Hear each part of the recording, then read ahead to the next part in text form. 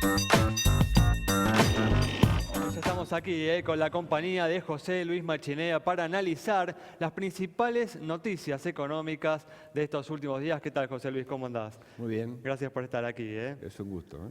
Bueno, una semana en la que ayer justamente se registró un nuevo récord histórico del dólar blue de 15 pesos con 97. Hoy hubo cierto alivio, el dólar blue cerró en torno a los 15 pesos con 90.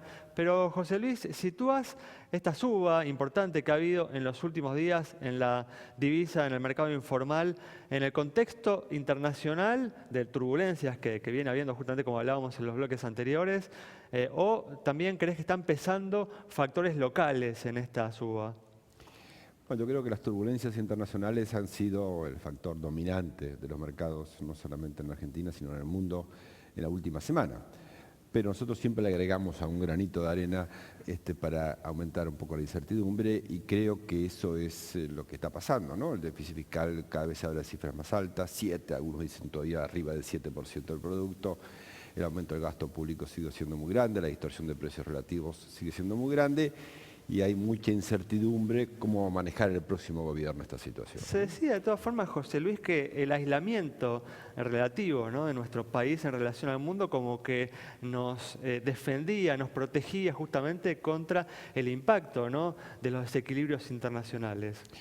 Sí, en parte sí, pero en parte de los desequilibrios, básicamente los desequilibrios financieros, Claro. efectivamente. Ahora, esta vez hay un shock real, ¿eh? El precio de la soja, no sé cuándo terminó cerrando, pero Está en estaba mínimos en 6 años, sí, mínimo 6 años.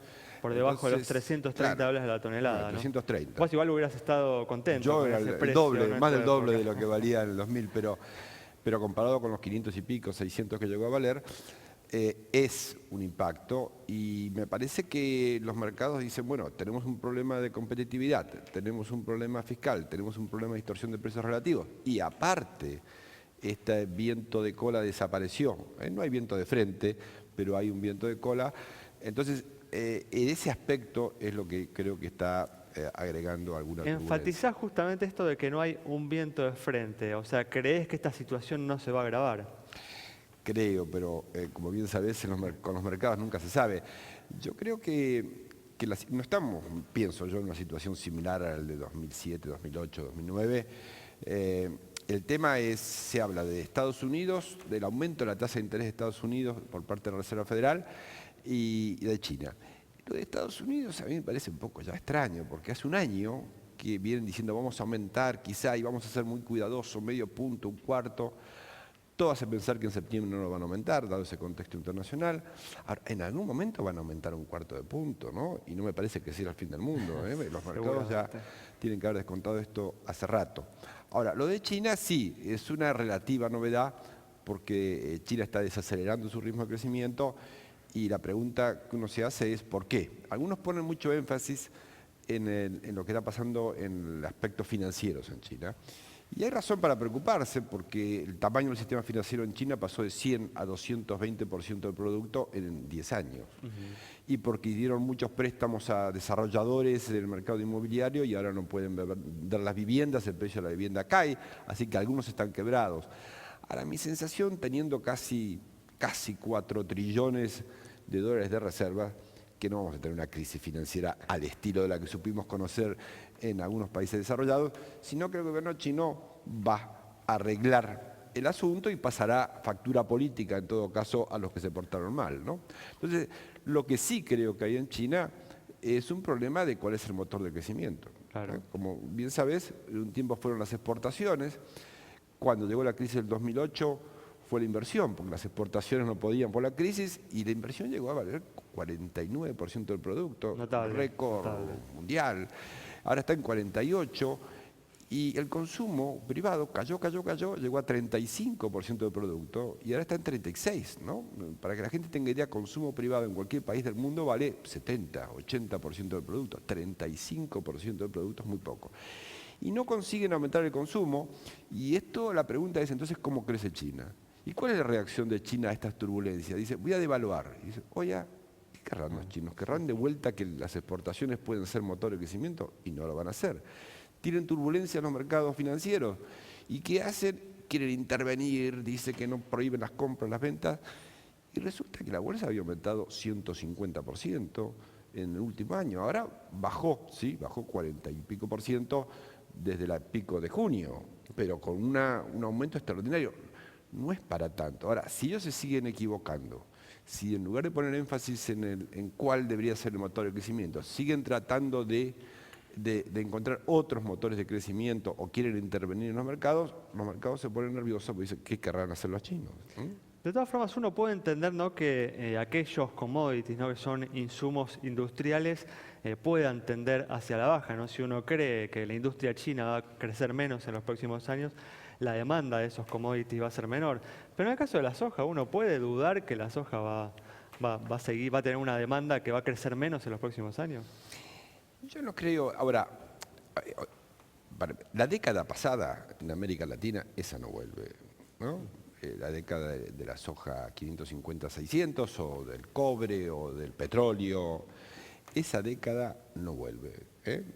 Por eso yo creo que ha sido en parte una oportunidad perdida, ¿no? Porque tuvimos un contexto internacional extraordinario. Tuvimos nosotros, pero también los países de América Latina, y me parece que no se aprovechó. Ahora, de ahí a creer que el precio de las commodities va a volver a los valores que fueron los 80, los 90, etcétera, yo no creo, ¿no? Vos dabas el ejemplo, lo de la soja recién, 3.30, 3.50, yo puedo valer 3.70 la soja, valía hace 15 años, me acuerdo bien, 150, y lo mismo uno podría decir del cobre, ¿no? Entonces, el contexto internacional nunca va a ser, creo yo, igual que en los últimos 10 años, esa es la mala noticia. Pero tampoco va a ser un desastre, malo como el de la década del 90 o principios, ¿no?, de los 2000. Así es, así es. De todas formas, ¿crees que, volviendo ahora al ámbito local, ¿no?, y a las políticas que viene llevando adelante el gobierno en estos últimos meses de su gestión, ¿crees que teniendo en cuenta este contexto internacional que se ha enrarecido, que se ha tornado menos favorable, puede continuar hasta las elecciones o hasta el final de su mandato manteniendo estas políticas económicas? Y creo que va a intentar, y va a tener muchas turbulencias, es cierto, porque este contexto internacional agrava un problema que ya teníamos, Sí, desde ya. muy grande, pero ahora, claro, el precio de la soja cayó un poco más, todos los países de América Tuvo Latina igual algo de devalúan. suerte, ¿no?, que el precio de la soja le cayó justo cuando terminó la Que tal vez temporada, verdad. ¿no?, Sí, de la sí, cosecha, sí, de la venta sí. de la cosecha. No, absolutamente.